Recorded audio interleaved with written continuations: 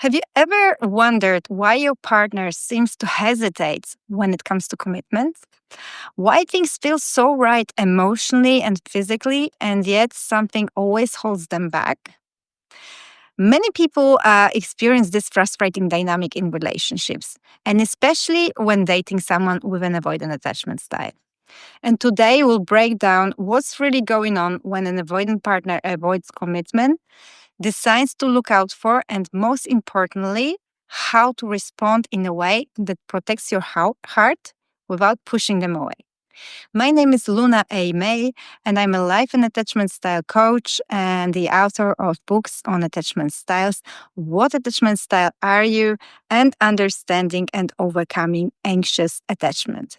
And you can find the links to my books in the description box below, so I encourage you to check it out. But now let's talk about avoidant partners and commitment. So, how to recognize avoidant behavior in relationships. Avoidant partners can create intense emotional confusion. The connection may feel amazing mentally, emotionally, and physically, and yet when it comes to real commitment, they withdraw or stay vague. Some of the most common signs of avoidant behavior include emotional distance or hot and cold dynamics, difficulty expressing deeper feelings, fear of losing independence or being trapped, pulling away when the relationship starts getting more serious, or, for example, avoiding future plans or labels. All this can leave you questioning everything, wondering if you did something wrong, or worse, if you're not enough. But here's the truth. Avoidance often struggle not because of you, but because commitment activates deep subconscious fears in them. The fear of vulnerability and the fear of loss of autonomy. And sometimes their behaviors are so subtle that they appear caring on the surface, like saying, let's see where this goes, or I just need more time. While those statements sound natural, they often keep you hanging in a space of emotional ambiguity. That space can quietly drain your self esteem and create a loop of overthinking where you're constantly trying to decode their intentions. So let's now talk about timelines mismatch. Understanding timelines can be key here. So you need to know that anxiously attached individuals often feel ready to commit within 2 to 6 weeks, while securely attached people may take between 2.5 to 4 months to decide. And avoidantly attached individuals, often 4 to 6 months or even longer. So, even if you are feeling ready, your avoidant partner might still be emotionally in the early stages. But here is something even more important. Many avoidants don't just move slowly, they avoid emotional vulnerability altogether. So they might talk about the future abstractly, but avoid making real plans. Or they might say they care deeply, but resist conversations that involve emotional exposure. And this doesn't necessarily mean that they don't care. It may mean that their nervous system associates closeness with danger and distancing with safety. I know it's not logical, it's nervous system programming based on early childhood experiences. So let's say you are ready for commitment, but your avoidant partner isn't. Let's discuss how a securely attached person would react. They would respect their own timeline and emotional readiness, and also they would acknowledge their partner's different pace without taking it personally. Moreover, they would communicate clearly and directly with their partner. So here is an example of what that might sound like. Hey, I've really enjoyed getting to know you.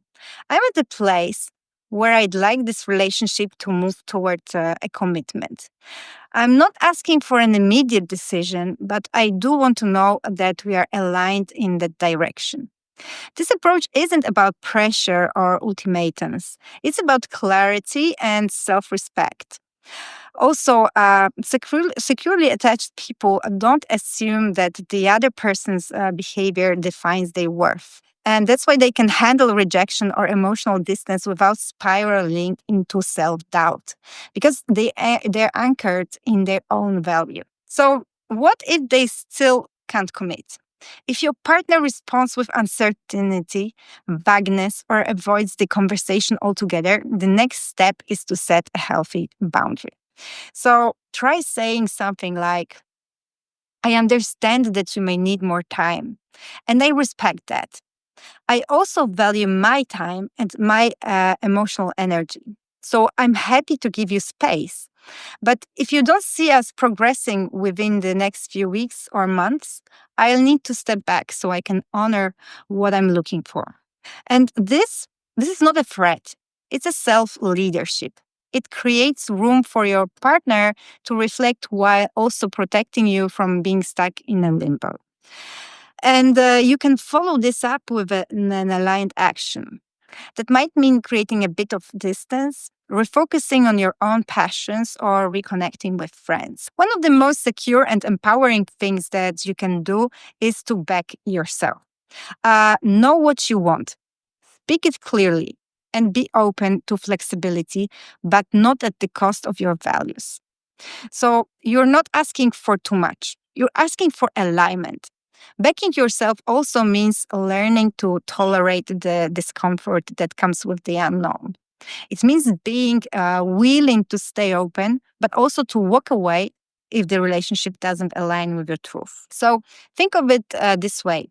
Would you rather wait months for someone to maybe choose you or invest that time and energy into healing, growing, and attracting someone who is ready for the type of connection that you desire? When you are stuck in a non-committal dynamics with an avoidant, your nervous system is often in a state of high alert, scanning for signs, second guessing texts, and playing emotional detective. And this drains your energy and distracts you from your own goals, joy, and purpose in life.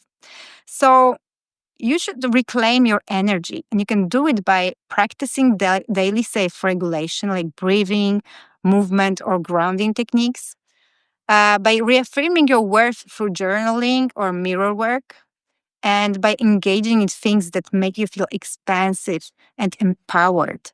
The goal isn't to fix the avoidant, it's to come home to yourself. From that place, you'll naturally start attracting people who are emotionally available and open. I know it's not easy navigating a relationship where one person struggles with commitment. But remember, you deserve clarity, safety, and reciprocity. So if you're in this situation, let me know in the comments what's been the hardest part for you or what helped you move forward.